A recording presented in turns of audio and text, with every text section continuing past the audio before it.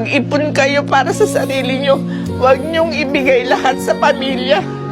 Kasi hindi kayo nakakasiguro na pag tumanda kayo at wala na kayong pera, aalagaan kayo ng mga yan. Katulad ng nangyari sa akin, nung wala na akong pera, halos kaaway na ang turing sa akin. Parang ang sama-sama ko na. Sige, makikinig ka lang dyan. Hoy!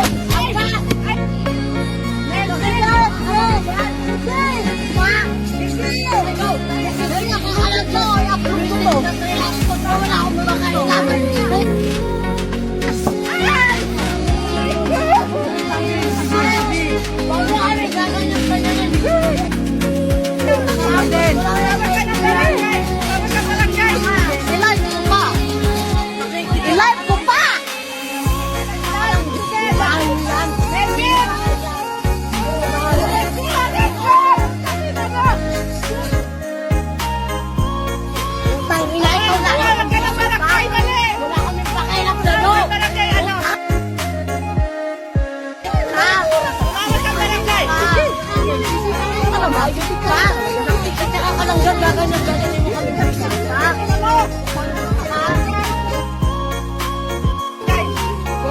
Yung nanay ko. Kasi natin ang tawag ang barangay. Kasi wala na akong maibigay. Kung ano-anong lahat ng pamangking ko, puro mga bastos. Alam nyo ba, lahat ng klase ng torture, naranasan ko dyan sa mga yan. Yung araw-araw, wala kang tsinelas dahil tinatago nila. Mga halaman ko, binubunot. Mga nilaban ko, binubuhusan ng sunrocks. Maliligo ka, papatayan ka ng tubig. O si Cleotilde Francisco, 53 years old. Single mother po ako. 30 years po ako sa abroad. 3 years na po akong nasa Pilipinas. 30 years po akong nagpakakuba sa abroad. Pinag-aral yung mga kapatid ko. Lahat tinulungan ko. Pero nung umuwi na po ako sa Pilipinas, wala nang mapala sa akin. Nananakit na po. Tapos kung ano-anong salita ang maririnig mo.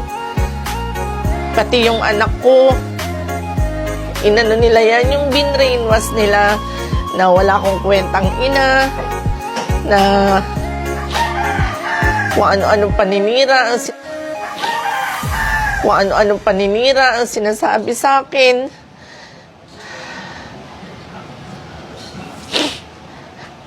Etong bahay po na to, naipundar ko to. Akong nagbayad ng lupa, pati yung bahay. Etong akong nagpagawa. Ang hinihingi ko lang ho, etong second floor. Second floor lang para yung 2 kwarto, mapaupahan ko. Meron akong pera para pambili ng pagkain. Dahil hindi naman ho ako umasa sa kanila. Ang sabi ng anak ko, pokpok daw ako sa Singapore. Tapos yung sira na daw ulo ko. Kasi nga, yung gusto ko lang ho na yung magkaroon ako ng sarili kong pagkakakitaan, etong 2 pinto na 1,500 lang ang upa. Lahat ho ng ginagawa, yung mga aso, ewan ko ba, kahit hanggang ngayon tinatanong ko sa sarili ko, bakit galit na galit sila sa akin? Kahit nanay ko, tinatanong ko, bakit galit na galit sila sa akin? Kasi wala na akong maibigay. Kung ano-anong lahat ng pamangking ko, puro mga bastos. Alam nyo ba, lahat ng klase ng torture, naranasan ko dyan sa mga yan. Yung araw-araw, wala kang tsinelas dahil tinatago nila. Mga halaman ko, binubunot. Mga nilaban ko, binubuhusan ng sunrocks. Maliligo ka, papatayan ka ng tubig. utos daw ng mga kapatid ko kasi hindi daw ako nagbabayad ng tubig. Marami pa po. Alam nyo, isa lang ho ang ang pinagpapasalamat ko din sa pag-abroad ko. Nagkaroon ako ng napakabait na amo na hanggang ngayon hindi ako pinabayaan. Hanggang ngayon sumusuporta sa akin. Gustong-gusto nila akong paalisin dito. Bakit ako aalis? Ako ang nagpundar ng bahay na to. Wala ho akong alam kung ano. Yun lang ho, yung buhat ng wala na akong may ibigay. Yung wala na silang mapala sa akin. Alam nyo yung anak ko, pinag-aral ko yan sa Lyceum, culinary. Pinapunta ko pa yan ng Amerika para mag-OJT dun. Lahat binigay ko. Tapos laging sasabihin, wala akong kwentang ina kasi hindi ako nagpalaki. Siyempre, paano ko siya mapapalaki? Nagtatrabaho ako.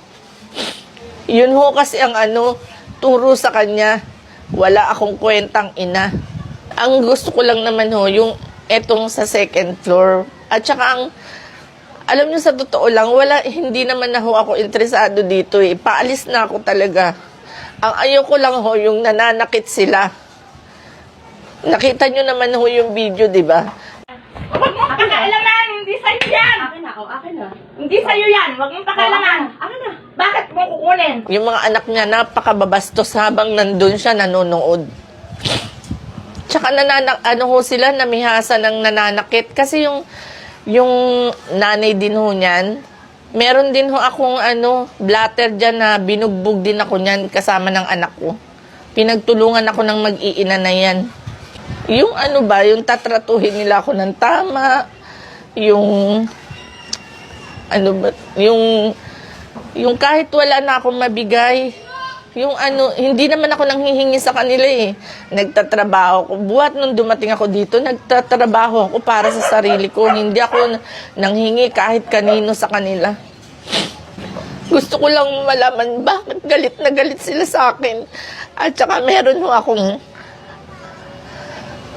para sa mga katulad kong OFW. Mag-ipon kayo para sa sarili nyo. Huwag nyong ibigay lahat sa pamilya. Kasi hindi kayo nakakasiguro na pag tumanda kayo at wala na kayong pera, aalagaan kayo ng mga yan. Katulad ng nangyari sa akin, nung wala na akong pera, halos kaaway na ang turing sa akin. Parang ang sama-sama ko na. Alam nyo kung maibabalik ko lang, nag-ipon ako para sa sarili ko. Hindi yung lahat ng kapatid ko pinag-aral ko. Lahat ako ang tumulong para makapag-abroad sila. Hanggang sa kahuli-huli ang pag-abroad ko, tumutulong ako sa kanila. Magulang ko, tinulungan ko yan. Pero nung wala na akong maibigay, para na akong basura. Para sa anak ko, sana masaya ka. Masaya ka sa mga ginawa mo. Sana hindi rin gawin ng magiging anak mo yung ginawa mo sa akin. Sa mga kapatid ko, sana gumanda ang buhay nyo.